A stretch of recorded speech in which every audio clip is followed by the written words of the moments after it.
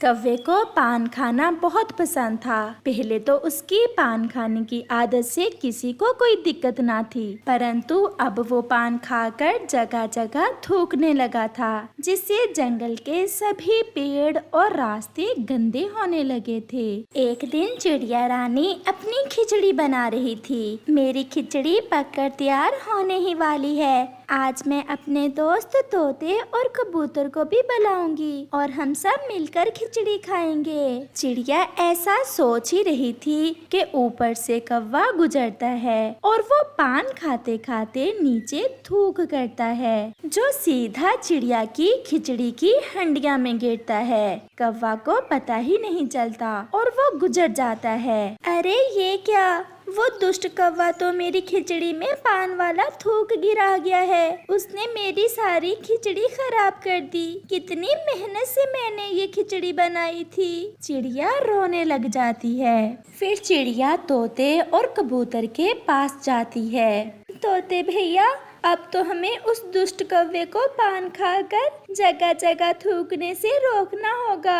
आज फिर क्या कर दिया उस कौवे ने? मैंने बहुत मेहनत से खिचड़ी बनाई थी और वो कौवा जाते जाते पान खाते हुए मेरी हंडिया में थूक कर गया है। चलो हम जाकर उसे समझाते हैं। अगर उससे ना रोका तो हमारे पूरे जंगल को गंदा कर देगा। फिर चिड़िया कबूतर और तोते को साथ लेकर कौवे के घर जाती है। कौवे, अगर फिर हमने तुम्हें पान खाकर जगह जगह थूक करते देखा तो हम सब मिलकर तुम्हें अपने जंगल से ही निकाल देंगे।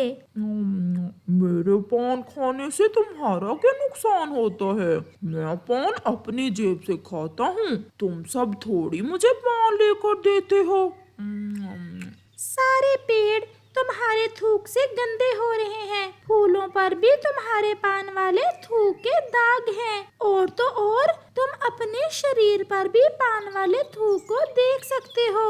और आज तुम मेरी खिचड़ी वाली हंडिया में भी थूक आए हो। हम तुम्हें ऐसा नहीं करने देंगे।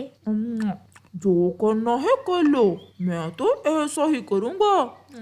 ऐसा कहते हुए कौवा फिर से पान वाला थूक करता है, जो सीधा कबूतर के ऊपर जा गिरता है। दुष्ट कौवे, तुमने मेरे ऊपर थूक कर दिया, मैं नहीं छोड़ूंगा तुम्हें। ऐसा कहते हुए कबूतर कौवे से लड़ाई करने के लिए आगे बढ़ता है, तो चिड़िया और तोता उसे रोक लेते हैं। नहीं कबूतर भैया, हम इस कौवे से लड़ाई करने नहीं बल्कि इसे समझाने आए हैं।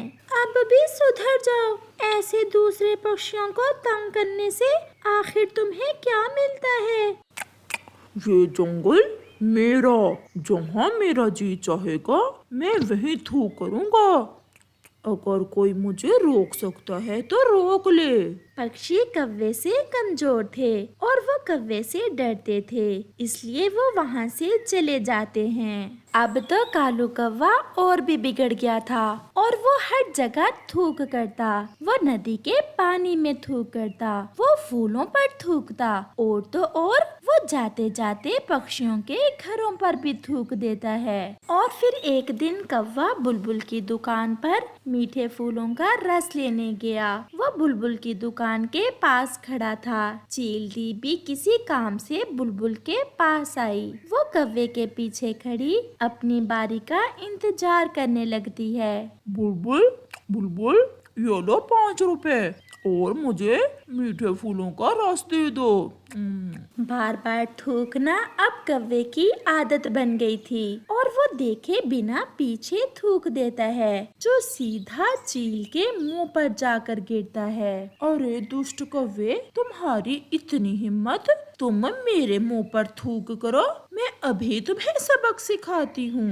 ऐसा कहते हुए चील कौवे को पकड़ लेती है और उसे मारना शुरू कर देती है। शोर सुनकर बाकी पक्षी भी वहाँ आ जाते हैं। मुझे बचाओ, कोई मुझे बचाओ, मेरे बाप की तौबा।